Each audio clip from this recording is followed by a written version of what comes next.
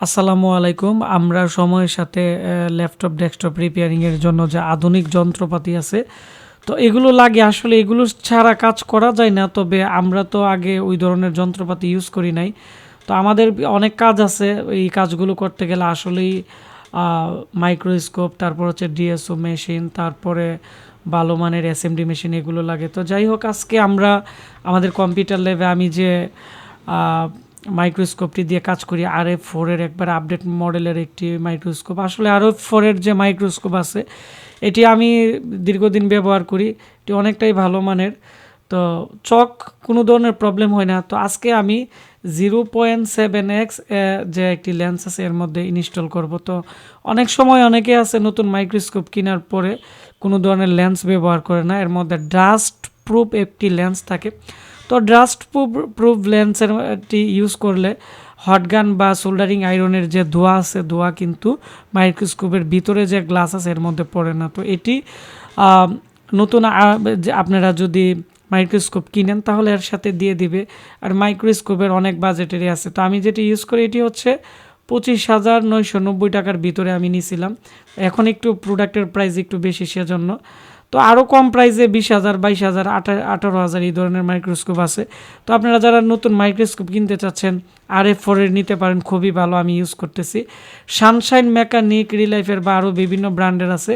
তো এগুলো আমাদের অনেক স্টুডেন্টরা ব্যবহার করছে। তারা বলছে স্যার চোখে সমস্যা করে, তারপরে কিছুদিন যাওয়ার পরে ক্যামেরা তেমন একটি ক্লিয়ার দেখা যায় না, আরও বিভিন্ন ধরনের ইস্যু আমাকে বলছে।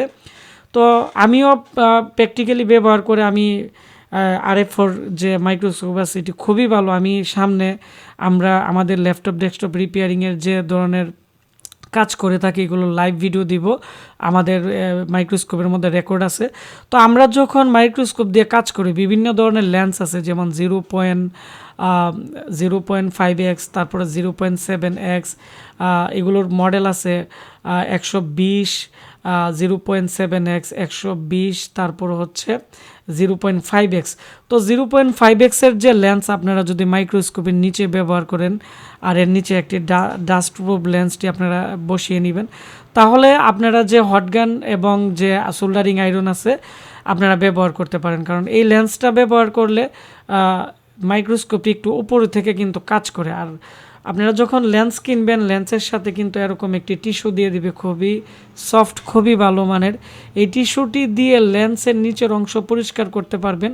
পাশাপাশি আমরা চক দিয়ে যে লেন্স আছে, চোখের লেন্স, এটিও কিন্তু পরিষ্কার করা যায়। এটি আপনারা সুন্দরভাবে রেখে দিবেন। তো আমি যখন এটি কিনছি এরকম টিস্যু অনেকগুলো দিয়ে দিছে, আমি 2-3টা এক্সট্রা রেখে দিছি। এটি ইউজ না করলে লেন্সের মধ্যে কিন্তু বিভিন্ন ধরনের স্ক্র্যাচ পড়ে যায়, যার ফলে এগুলো নষ্ট হয়ে যেতে পারে। তো আমি এখন যে লেন্সটি নিয়েছি এখানে দেখতে পাচ্ছেন 120, WD 120 মডেল। এবং এর যে জুম আছে এটি হচ্ছে 7x দিয়ে সোল্ডারিংয়ের কাজ করতে গেলে খুবই সুন্দরভাবে আইসি সোল্ডারিং করতে পারবেন। যেমন আমি SIU থেকে শুরু করে এবং ক্লক আইসি থেকে শুরু করে এবং BRM আইসি, 5 ভোল্ট 3 ভোল্ট আইসি, যত ধরনের আইসি আছে ল্যাপটপের, ডেস্কটপের, এগুলো কিন্তু আমরা সোল্ডারিং করি এই লেন্সটি দিয়ে। আরেকটি লেন্স আমি ব্যবহার করি, এটি হচ্ছে 120, WD 120, 0.5x। তো 5x-এর যে লেন্স আছে এটি হচ্ছে এর চেয়ে আরও উপরে কাজ করে। মানে আমাদের যে মাইক্রোস্কোপ আছে একবার উপর থেকে কাজ করে। এখন উপর থেকে আমরা যদি কাজ করি তাহলে কি কি সুবিধা, আমরা যদি এখন হটগান দিয়ে যদি আমি এখানে কাজ করি, তাহলে হটগানের যে পাইপ আছে বা হটগানের যে ইয়েগুলো আছে এটি কিন্তু মাইক্রোস্কোপের কারণে কিন্তু কাজ করা যায় না। এর জন্য বাঁকা অনেক ধরনের পাইপ আছে বা টিপ আছে, ওই টিপগুলো কিন্তু এর মধ্যে লাগিয়ে কিন্তু ব্যবহার করতে হবে। আর আপনারা যদি লেন্স ব্যবহার করেন তাহলে অটোমেটিকলি মাইক্রোস্কোপ উপরে থাকবে, আর লেন্সের মাধ্যমে, জুমের মাধ্যমে খুবই স্মুথলি কাজ করা যায়। এবং নতুন মাইক্রোস্কোপ কিনলে চোখের যে জুম আছে বা চোখের যে ফিটনেস আছে এটির সাথে অনেকে আছে ক্যামেরার অ্যাডজাস্ট করতে পারে না এবং বিভিন্ন ধরনের প্রবলেমে তারা পড়ে।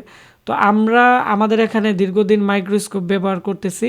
তো আমার ব্যবহারের অভিজ্ঞতা থেকে আমি আপনাদের সাথে এটি নিয়ে অনেক আলোচনা করব সামনে, এবং কি কি কারণে মাইক্রোস্কোপ ব্যবহার করবেন বা মাইক্রোস্কোপ দিয়ে কী ধরনের কাজ করতে পারবেন এবং মাইক্রোস্কোপ ব্যবহার করার উপকারিতা কি, কত টাকার মধ্যে একটি আপনারা মাইক্রোস্কোপ কিনবেন যারা নতুন আছেন, অথবা কেনার পরে কিভাবে সেট আপ করবেন বা কিভাবে অ্যাসেম্বল করবেন, বা আপনারা এর সাথে নতুন কোনো স্ট্যান্ড কিনতে হবে কিনা, ল্যাপটপ ডেস্কটপ মাদারবোর্ডের জন্য এর সাথে যে স্ট্যান্ড থাকে এটি দিয়ে চলবে কিনা। তো অনেক আমাকে যারা আপনারা ফলো করেন অনেকেই আছেন আমাকে এই ধরনের কোয়েশ্চেন আমাদের ফেসবুক পেজ আশিক কম্পিউটার ভিডি এবং আমাদের যে ইউটিউব চ্যানেল আছে আশিক কম্পিউটার অ্যান্ড হার্ডওয়্যার ল্যাবে কিন্তু প্রতিনিয়ত আপনারা আমাকে কমেন্টস করেন। তো আমাদের এখানে ল্যাপটপ ডেস্কটপ রিপেয়ারিংয়ের ট্রেনিং চলতেছে, যার ফলে আমি একটু টিউটোরিয়াল দিতে পারি নাই কয়েকদিন। তো আমি আবার নিয়মিত ভিডিও দিব, আর আপনারা সবসময় আমাদের ভিডিওগুলো ফলো করবেন, আমাকে সাপোর্ট দিবেন। আর আলহামদুলিল্লাহ আমি খুব দ্রুত ল্যাপটপ ডেস্কটপ রিপেয়ারিংয়ের অনেকগুলো রিপেয়ারিং করছি এবং এগুলো ভিডিও করা হয়েছে, ভিডিওগুলো দিব। আর আপনারা আমাদের এখানে যারা ট্রেনিং করতে চাচ্ছেন, আমরা রমজান মাসে নতুন একটি বেজ নিব। এখন আমাদের ট্রেনিং শেষ হয়ে গেছে 11 জন 10 জনের। আমি ভিডিওর মাধ্যমে এবং লাইভে এসে আপনাদের সাথে শেয়ার করব। আপনারা যারা ট্রেনিং নিতে চান আমাদের এখানে ট্রেনিং নিতে পারবেন। তো সবাই ভালো থাকবেন, সুস্থ থাকবেন। আমি এখন লেন্সটি লাগিয়ে ফেললাম, তো এটি নিয়ে আমি আবার আলাদা ভিডিও দিব। ধন্যবাদ সবাইকে, আল্লাহ হাফেজ।